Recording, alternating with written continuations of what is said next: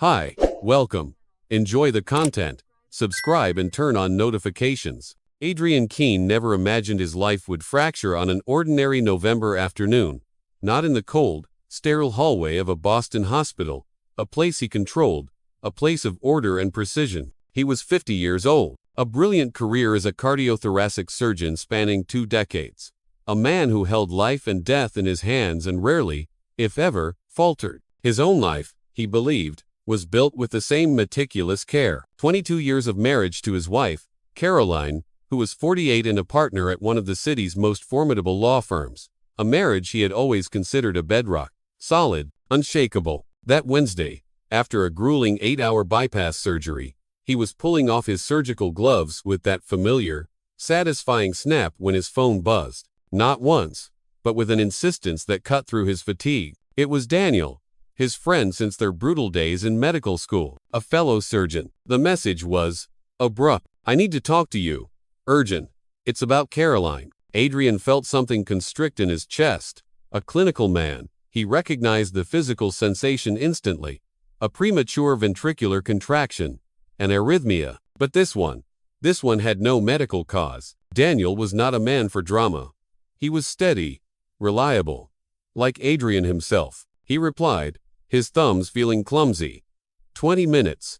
The coffee shop on Cambridge Street. It was their place, the discreet, dimly lit spot where doctors went to shed the weight of their scrubs, to speak of things that couldn't be said in the gleaming, all-seeing corridors of the hospital. When Adrian arrived, the bitter November wind chasing him inside, Daniel was already there, tucked into a corner booth, a grim expression etched onto his face that Adrian had only ever seen after losing a patient on the table. There was no small talk. Daniel's wife, Sophie, worked at the same law firm as Caroline, a paralegal. She had noticed things for weeks, small inconsistencies at first, meetings that ran inexplicably late, frequent after-hours dinners, always with the same senior partner, a man named Marcus Thorne. Sophie knew his reputation.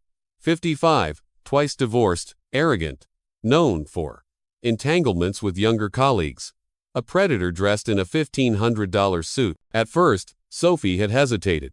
You don't throw a grenade into a 22-year marriage based on whispers and long hours. But then, last Tuesday afternoon, she had seen them. Caroline and Marcus, leaving a boutique hotel in the Seaport district together. Daniel slid his phone across the table. The photos were devastatingly clear, clinical, even. Caroline, entering the hotel lobby, her head turned slightly as if checking for something. Marcus, arriving 5 minutes later. Then, the two of them, leaving together nearly 2 hours after that, his hand resting on the small of her back, a gesture of casual, intimate ownership. Adrian felt the world tilt. The low hum of the coffee shop faded into a dull roar. His hands trembled as he held the phone, a tremor he never, ever allowed in the operating room. Daniel placed a hand on his shoulder. His voice was low. "I'm sorry, man, but you deserve to know the truth." Adrian thanked him. His own voice was a choked, unfamiliar thing. He left the cafe in a daze, the untouched coffee growing cold on the table behind him. He drove for nearly an hour, the city lights blurring into meaningless streaks. Caroline, his wife, the woman with whom he had built an entire life, the mother of his son, Owen. How was this possible? He had worked tirelessly. He had provided everything, a beautiful home in Brookline, European vacations, the freedom for her to build her own powerful career, without ever worrying about a single bill. He respected her. He gave her space. He had never been a jealous man, a controlling man. He trusted her. Where had he gone wrong? The pain was a physical thing, a sharp, invasive pressure behind his sternum. But then, something else began to seep through the cracks of his shock. Anga. Cold, precise. He needed to be sure. He couldn't confront her based on someone else's photos, someone else's story. This was his life, his marriage. He would not act on hearsay. He needed his own proof. Irrefutable. That night, when he returned home, the house was quiet. He found Caroline in the kitchen, brewing a cup of chamomile tea. She was the picture of domestic tranquility, dressed in cashmere loungewear, her reading glasses perched on her nose. She looked up and smiled. A smile he now saw as a mask. "Long day?" she asked, her voice smooth. "The usual." She spoke of a difficult deposition, complained about the traffic on the I-93, asked about his surgery. Her words were normal. The rhythm of their evening was normal, and that normality was terrifying. Adrian watched her, every detail, the way her eyes didn't quite meet his, the slight, almost imperceptible tension in her jaw. He was no longer a husband listening to his wife. He was a diagnostician, observing a patient for subtle, telltale symptoms of a hidden disease. Then, she delivered the line. "I'll be home late tomorrow night," she said, stirring honey into her tea. "Another one of these big merger dinners. It'll probably go past 10. "That's fine," Adrian murmured, his voice a flat line. "I have a late shift anyway." He didn't. The next morning, Adrian called the hospital and canceled his entire day. Aneurysm repair, valve replacement, all of it. He told his secretary he had a family emergency. It wasn't a complete lie. When Caroline left for the office, her silver Lexus pulling smoothly out of the driveway, Adrian waited 15 minutes. Then, he got into his own car and followed her. Her law firm was in the financial district, a gleaming tower of glass and steel that seemed to pierce the gray Boston sky. He parked across the street, in a spot with a clear view of the main entrance, and he waited. He was a patient man. Surgery had taught him patience. Hours could pass in the OR where his focus narrowed to a single, beating heart. This was no different. At 6 p.m., he saw her. She walked out of the revolving doors, laughing.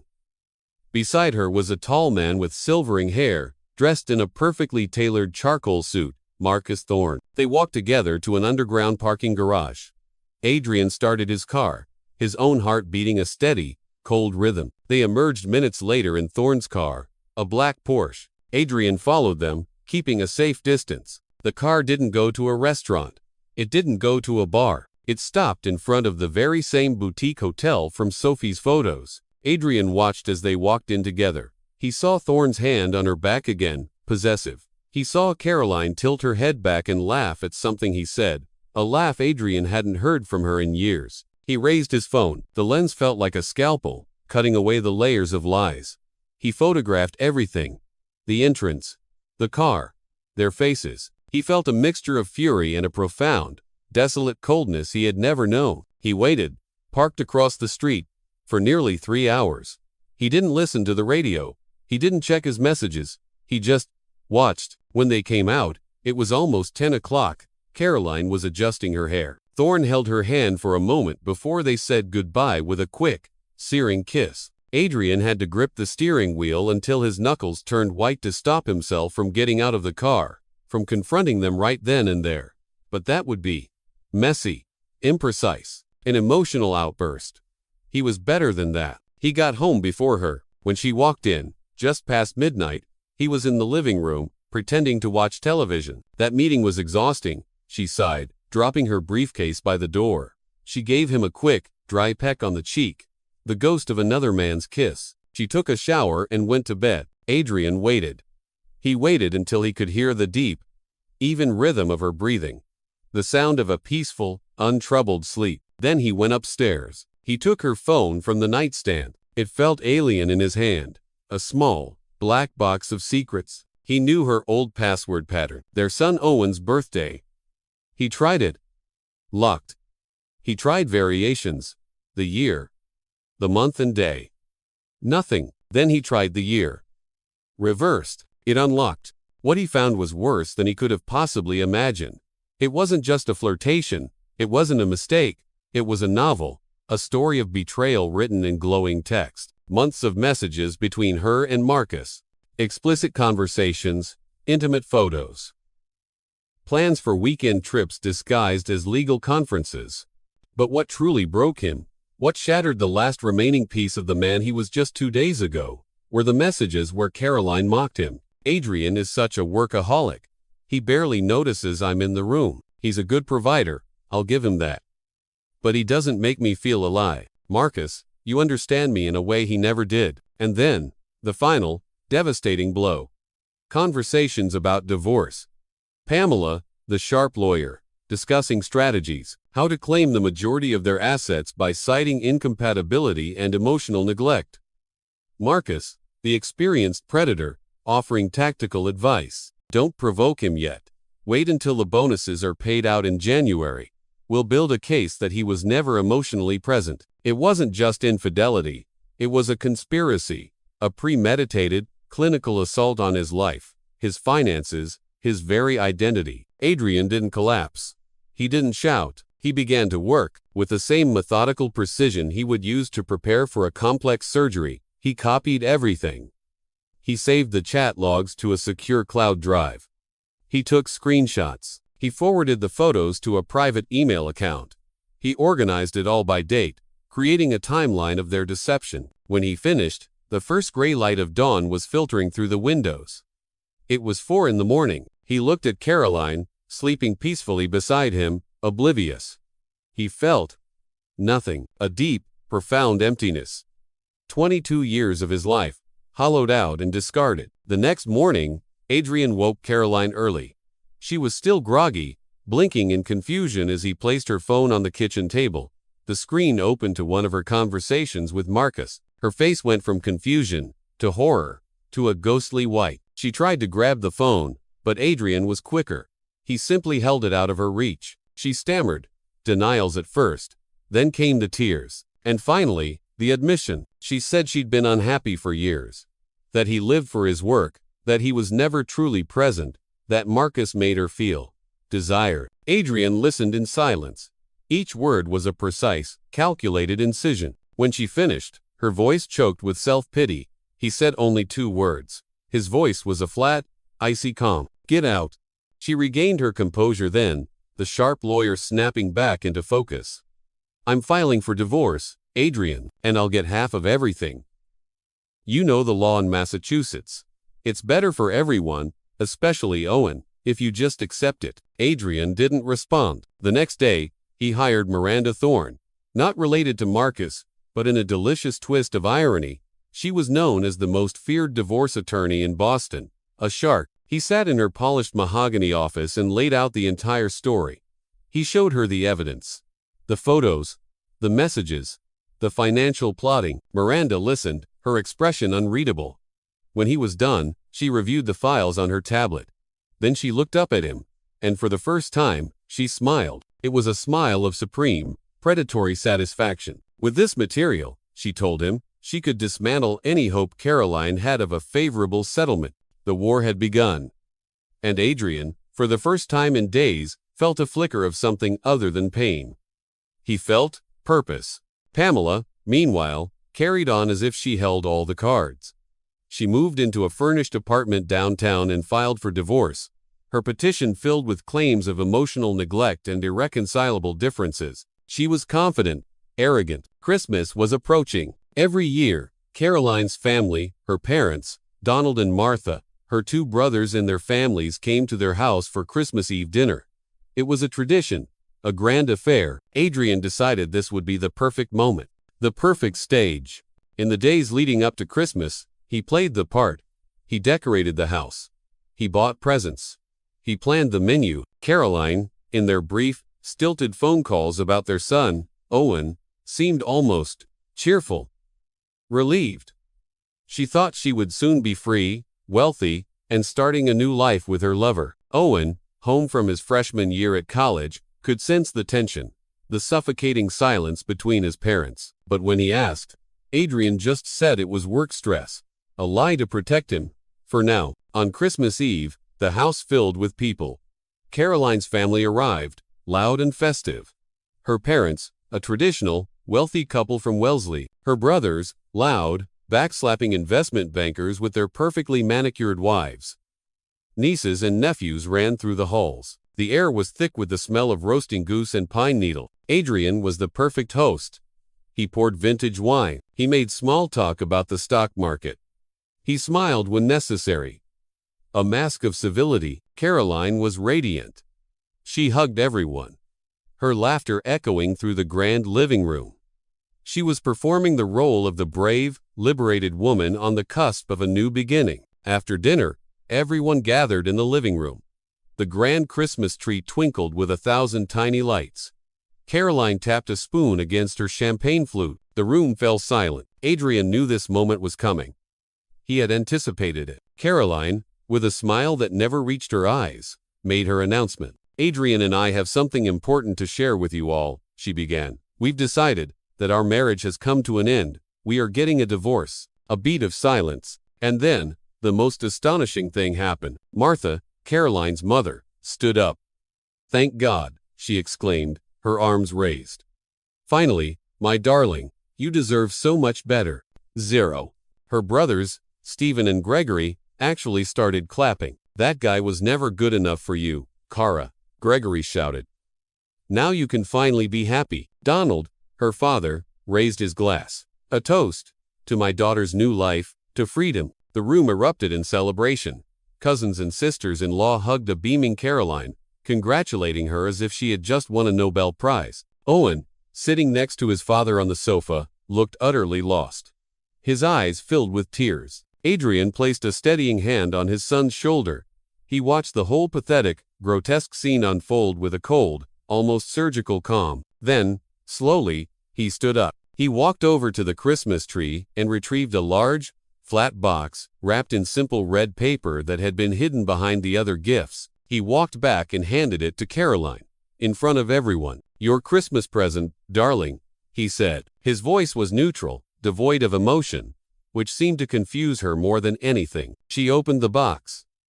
The family watched, curious. Inside was a large, heavy manila envelope. Caroline opened it. Her face shifted from confusion to disbelief to sheer, abject horror. Inside were pristine, high-resolution prints of everything. The messages with Marcus, arranged chronologically. The photos of them entering and leaving the hotel. The picture of them kissing. Credit card statements he had obtained through his lawyer, highlighting the hotel bills, the expensive dinners, the gifts. A USB drive containing all the digital files. And on top of it all, a formal letter from Miranda Thorne, notifying Caroline that Adrian had already filed a counter-petition for divorce on the grounds of adultery, and was seeking a punitive, unequal division of assets due to her marital misconduct and bad faith financial plotting. Caroline tried to shove the contents back into the envelope, her hands shaking violently. But Adrian was faster. He took a handful of the most damning photos and spread them across the polished surface of the coffee table for everyone to see. Since we're sharing family news, Adrian said, his voice calm but cutting through the silence like a scalpel, I think it's only fair that everyone knows the full story. Martha, her face pale, picked up one of the photos. Donald stood up, his face turning a blotchy red. The brothers stopped smiling. Adrian looked directly at Caroline's family. What, exactly, are you celebrating? The fact that Caroline destroyed a 22-year marriage for an affair with her boss. Do you think she's the victim here? He let his gaze sweep across the silent, stunned room. While I was working 80-hour weeks, at the hospital, saving lives, so this family would never want for anything, so all of you could enjoy these lavish Christmas dinners year after year, Caroline was betraying our trust. She didn't file for divorce because she was unhappy. She filed because she wanted to run off with another man and take half of everything I have ever worked for. But now, everyone knows who she really is. The room was utterly, completely silent. Martha dropped the photo she was holding as if it had burned her hand. Donald collapsed back into his armchair, his face a mask of shame. Caroline stood in the middle of the room, tears streaming down her face. But they weren't tears of sorrow. They were tears of pure, unadulterated humiliation and rage. You were never here, Adrian, she shrieked. You're cold, distant. You never gave me the attention I needed. I deserved to be happy. Adrian took on a step toward her, and for the first time in their life together, she saw something in his eyes that truly frightened her. You deserve to be happy, he said, his voice dangerously quiet. I paid for your law school when we were starting out with nothing. I supported every promotion. I was there every single night when Owen was a baby. I never denied you anything. And you repaid me by cheating on me, plotting against me, and laughing at me with your lover. So don't you dare talk to me about what you deserve. Undue. Donald, her father, finally spoke. He looked at his daughter, his voice heavy with disappointment. Caroline, what have you done? Owen, who had been frozen this whole time, suddenly stood up and ran from the room, sobbing. Adrian's gaze snapped back to Caroline. His voice was cold steel. Leave. Get out of my house, now. Her family, shattered and ashamed, quickly began to gather their things. The celebratory mood had curdled into a thick, toxic silence. Adrian turned his back on all of them and walked upstairs to find his son. He found Owen on his bed, his face buried in a pillow. Adrian sat beside him, placing a hand on his back. "Dad, is it true?" Owen asked, his voice broken. Adrian took a deep breath. The truth was the only thing left. "Yes, son. It's true. And I am so sorry you had to find out like this. But none of this is your fault. And no matter what happens, I will always be here for you." Owen clung to his father, and for the first time that night, Adrian allowed himself to feel the crushing weight of his own heartbreak, holding his son tight, as the sounds of a family disintegrating echoed from downstairs. When silence finally fell, he went back down. Caroline was still there, alone in the wreckage of the living room, holding one of the photos. She looked up at him, her eyes filled with a desperate, defiant hatred. "Marcus will take care of me. He loves me." "Ho!" Adrian almost laughed. It was a harsh, ugly sound. "Marcus won't take care of anything. He's a predator who uses women like you and discards them the moment things get complicated. But you'll learn that on your own." He pointed to the door. "Get out." She finally left. In the days that followed, Caroline's life crumbled like a structure built on sand. Marcus, upon learning that the affair was not only exposed but documented in meticulous detail, panicked. He called her once, not to offer support, but to coldly inform her that he could not risk his reputation or his position at the firm. It had all been a mistake. He told her to handle her own problems. Then he hung up and blocked her number. She had been used and discarded, just as Adrian predicted. At the law firm, the story spread. Sophie didn't have to say a word. The senior partners quietly moved Caroline off all major cases. Her reputation was in tatters. Her family, deeply shamed by their behavior on Christmas Eve, created a wall of silence. Meanwhile, the divorce proceedings moved forward with relentless efficiency. Miranda Thorne was, as promised, a scalpel, with the irrefutable proof of adultery, and, more importantly, the messages plotting financial deception. The judge sided with Adrian on nearly every issue. The final decree was devastating for Caroline. She received only 30% of the marital assets. She lost all rights to spousal support. She was even ordered to pay a portion of Adrian's legal fees due to her demonstrated bad faith. Adrian kept the house. He kept the majority of their investments. Caroline had to move into a small apartment in a less fashionable part of the city. A life she thought she was escaping for something better had vanished, replaced by something far, far worse than what she'd had. Owen, after the initial shock, began to see the full picture. He visited his mother a few times, but their conversations were strained. She still tried to cast herself as the victim, but Owen was old enough to see the manipulation. He chose to live with his father. Adrian threw himself into his work. It was his refuge, his sanctuary of order and control. But slowly, he realized that the work, which he had once used as an excuse for his absence, was no longer enough. He began to change. He reduced his hours at the hospital. He started therapy, something the old Adrian would have scoffed at. He learned to talk about the pain, to process the betrayal not as a strategic failure, but as a deep, personal wound. He picked up old hobbies. He started running along the Charles River on Saturday mornings. He even joined a book club. In March, nearly 4 months after that devastating Christmas, he was at a hospital charity gala. There, he met a woman named Amelia. She was a pediatric nurse, 43, divorced for several years, with a teenage daughter. She had a quiet serenity, a kindness that felt comforting. She knew his story.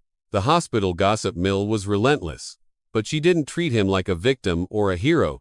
She admired the strength he had shown, especially for his son. They started meeting for coffee. Then, dinners. Slowly, carefully, Adrian felt that perhaps there was room to start over. He wasn't in a rush, but for the first time in a long time, he felt a flicker of hope. The next Christmas approached. Adrian organized a completely different celebration. He invited Owen, Daniel and Sophie, a few colleagues, and Amelia and her daughter.